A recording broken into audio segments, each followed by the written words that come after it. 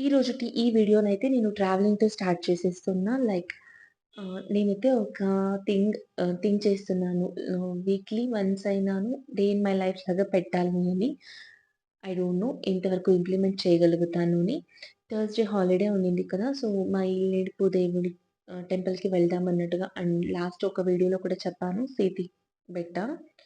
So, అక్కడున్న సీతాభైరేశ్వర స్వామి మా ఇలవెలుపు దేవుడు. అక్కడికి వెళ్దాం అన్నట్టుగా స్టార్ట్ అయ్యాం. అండ్ దర్శనం కూడా మంచిగా జరిగింది అక్కడ. ఇక్కడ ఇద్దరు దేవాళ్ళు లైక్ కాళ్ళ భైరవేశ్వర, సీత భైరవేశ్వర అంటే తపతేశ్వర, పతేశ్వర అని దేవాళ్ళు ఇద్దరుంటారు. భస్మాసురుడు కథ అందరికీ తెలిసిందే కదా! ఆ టైంలో శివుడు ఈ గుహలో వచ్చి దాక్కుంటారు. ఆ భస్మాసురుడు అక్కడున్న ఒక రైతుని అడిగినప్పుడు, రైతుడు ఫోర్ ఫింగర్ ద్వారా కొండని చూపిస్తారు.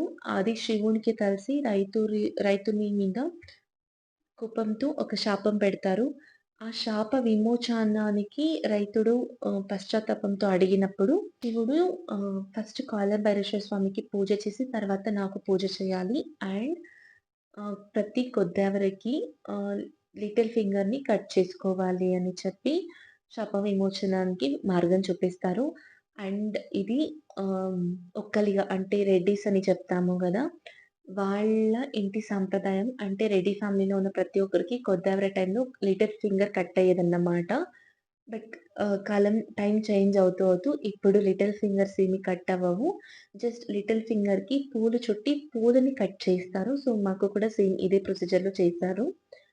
ఇది ఆ స్థల పురాణం. అక్కడ గోడ మీద డీటెయిల్‌గా రాసారు. ఎవ్రీ టైమ్ నాకు అక్కడ వెళ్ళినప్పుడంతా చదవడం అలవాటు. అండ్ ఇక్కడికొస్తే ఏదో ఒక మంచి పీస్ ఆఫ్ మైండ్ అండ్ మనసుకి ప్రశాంతంగా అనిపిస్తది. ఏదో తెలియని హ్యాపీనెస్ నాకు.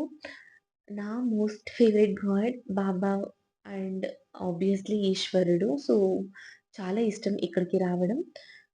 తర్వాత టెంపుల్ ఇంకా బయలుదేరిపోయాం. లైక్ 1 అవర్ అంతే మేమున్న ప్లేస్‌కి ఈ టెంపుల్. సో, ఎర్లీ మార్నింగ్ వస్తే ఆఫ్టర్‌నూన్‌కంతా రీచ్ అయిపోతాం. కొంచెం సేపు రెస్ట్ చేసి అండ్ కొంచెం ఫ్రెష్ అప్ అవుతున్నాను.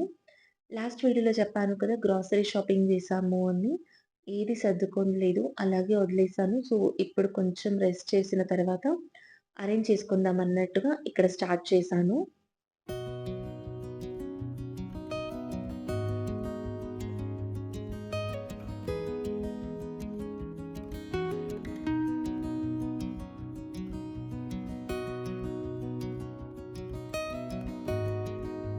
గ్రోసరీ అరేంజ్ చేయడం ఏమో తెలీదు గానీ, డ్రై ఫ్రూట్స్ మాత్రం మంచిగా తింటున్నాను. అండ్ నాకింకొకటి ఏంటంటే, ఔట్ సైడ్ ఏదైనా షూట్ చేయాలంటే కొంచెం ఆక్వర్డ్‌గా ఫీల్ అవుతాను. లైక్ పీపుల్ ఏమనుకుంటారు అని.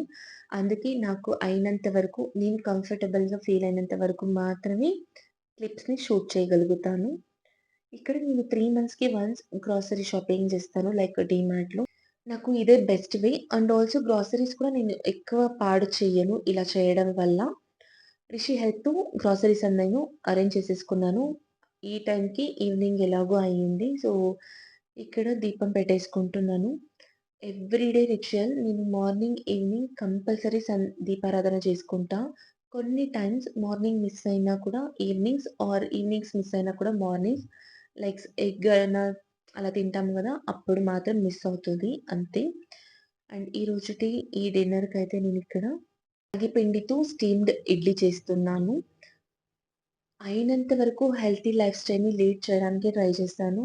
కొన్ని టైమ్స్ అటు ఇటు జరుగుతూ ఉంటాయి. But as much as possible నేను హెల్తీ లైఫ్ స్టైల్ లీడ్ చేయడానికి చాలా వరకు ట్రై చేస్తాను.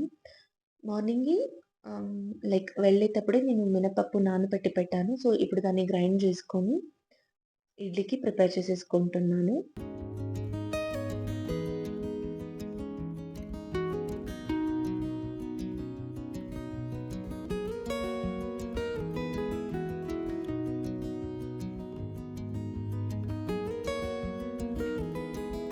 సోడా అలా అయితే ఏమీ యూజ్ చేయను. బికాజ్ నాకెందుకో సోడా అంతా యూజ్ చేస్తే గ్యాస్ట్రిక్ ఎక్కువ అవుతుందనిపిస్తుంది. అయినంత హెల్తీ వేలోనే చేసుకుంటా. లైక్ ఒక కప్పు రవ అండ్ ఒక కప్పు రాగి పిండి అండ్ కొంచెం ఉద్దిపప్పు ఇవన్నీ ఏసి మంచిగా గ్రైండ్ చేసుకొని ఒక 10 మినిట్స్ సాల్ట్ వేసి పక్కలో పెడితే కొంచెం ఫెర్మెంట్ అవుతుంది. ఈ టైంలో నేను ఈనో పౌడర్ అయినా వేసుకుంటా, లేకపోతే కొంచెం కర్డ్ అయినా మిక్స్ చేసుకుంటా ఆ పులుపు రావడానికి. ఇలా చేసుకొని ఒక 10 మినిట్స్ పక్కలో పెట్టేసుకుంటే ఫెర్మెంట్ అవుతుంది. ఇది సీజన్ కాదు కానీ నాకైతే ఇది జామున్స్ దొరికాయి. సో, మంచిగా వాటర్‌లో వాష్ చేసి సాల్ట్‌లో సోక్ చేసుకుంటున్నాను. సో దట్ టేస్ట్ బావుంటుంది అండ్ తినడానికి కూడా అవుతుంది అన్నట్టుగా. అండ్ ఇడ్లీకైతే ఇక్కడ నేను సాంబార్ ఆర్ చట్నీ ప్రిపేర్ చేయడం లేదు. ఇలా కంది పొడి ప్రిపేర్ చేసేసుకుంటున్నాను. అప్పుడప్పుడు కారం, ఇడ్లీ కారం పొడి చాలా బావుంటది విత్ ఘీ. సో, నాకైతే మంచిగా ఫేవరెట్ అన్నమాట. ఈజీ అండ్ సింపుల్‌గా చేసేసుకుంటాను. ఎక్కువ స్ట్రెస్ అయితే తీసుకోను.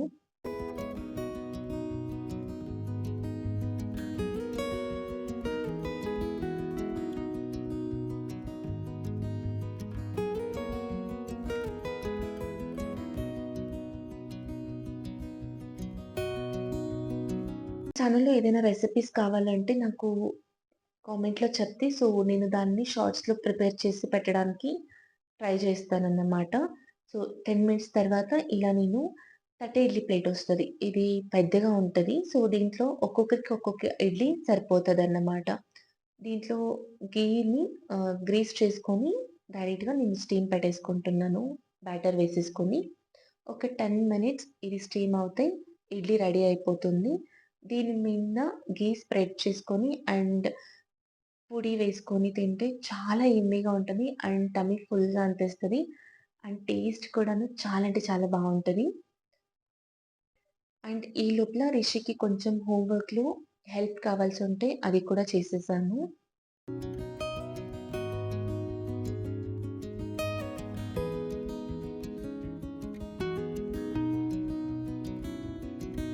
And Rishi homework complete అయ్యేపాటికి ఇక్కడ ఇడ్లీ కూడా కంప్లీట్ అయిపోయింది. సో, ప్లేట్‌లోకి సర్వ్ చేసుకొని నా యమ్మీ యమ్మీ డిన్నర్‌నయితే ఎంజాయ్ చేస్తున్నాను.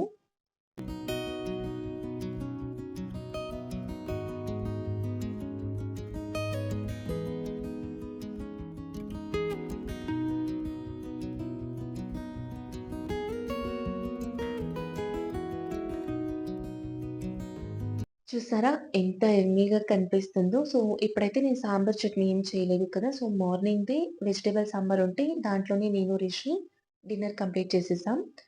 అండ్ ఇప్పుడైతే నైట్ వర్క్స్ అంటే ప్రిప్స్ చేసుకుంటున్నాను. లైక్ నెక్స్ట్ డే మార్నింగ్‌కి రాగి మాల్ట్ ప్రిపేర్ చేసుకోవడం, ఇన్‌ఫ్యూజ్ వాటర్ ప్రిపేర్ చేసుకోవడం.